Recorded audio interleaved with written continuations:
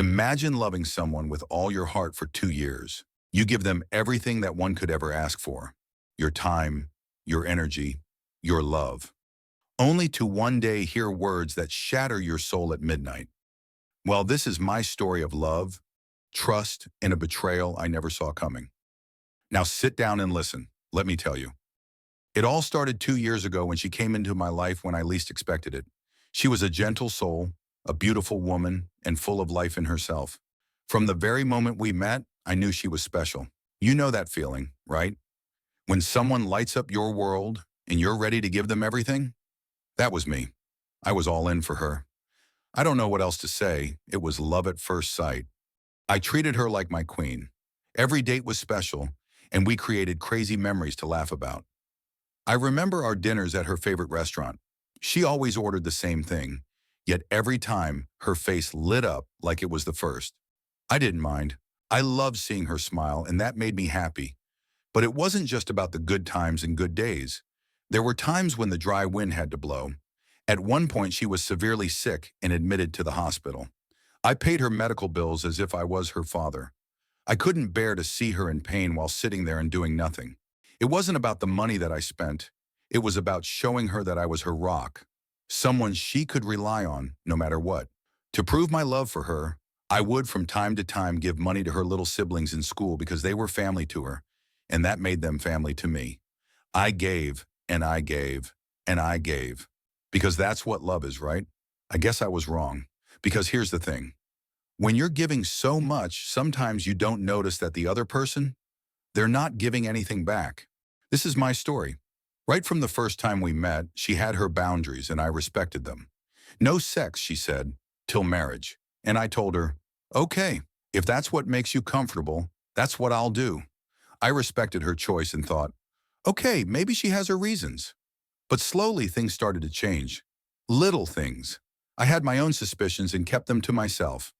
I found out she wasn't a virgin, and don't ask me how, because I won't tell you. But don't get me wrong, I'm not here to judge anyone. But it made me wonder and shook my head. Why me? Why this boundary with me when I'd given her everything? Why did it feel like I was pouring my love into a cup with a hole at the bottom and stood to gain nothing at the end? But love blinds us, doesn't it? I ignored my gut. I told myself, she's different. She loves me. Maybe she has changed. Then came that night. I'll never forget it. It was midnight, and I called her like I always did. She picked up, but something felt wrong. Usually she'd answer with, hello, love. That night she just said a plain, hello. I tried to brush it off, but as the call went on, I felt it in my chest something was off. At the end of the call, I said it like I always did. I love you. And she said, okay. I paused. Maybe she didn't hear me, so I said it again. I love you. She sighed and said, okay. That's when I heard it. In the background, the voice of a man, clear as day. He said, finish your call. I'll be on the bed waiting for you. Cheers to the second round of exploration. My heart stopped like my world had come to an end. You know those moments where your brain can't process what's happening? You feel the air leave your lungs, your stomach twists, and for a second, the world goes silent? That was me. I sat there, phone in hand, frozen at 2 a.m. She didn't know I heard it. She kept talking like nothing had happened, but I couldn't hear her anymore. All I could hear were his words repeating in my head. I'll be on the bed waiting for you. This gave me all sorts of wild imaginations. I said how foolish of myself it was midnight. While I was here, staying up just to check on her, she was with someone else, sharing the same bed, the same space, the same parts of herself that she told me were off limits. Do you know how that feels? To realize you were never her first choice, or maybe any choice at all. To say I felt like a simp would be an understatement. Knowing that a woman I valued was getting laid by another man while she made it a no-go zone for me made me feel sick to my stomach. As I sit down to narrate this story, I have tears running down my eyes. My whole body still shivers to this day, and I am covered in tears as I am soaked in water. I haven't confronted her. I can't. What's the point? What will I say? Why did you do this to me? She wouldn't have an answer, because people like her don't see what they're doing. They don't see the nights you stayed up worrying, the money you gave without hesitation, the sacrifices you made to make their life better.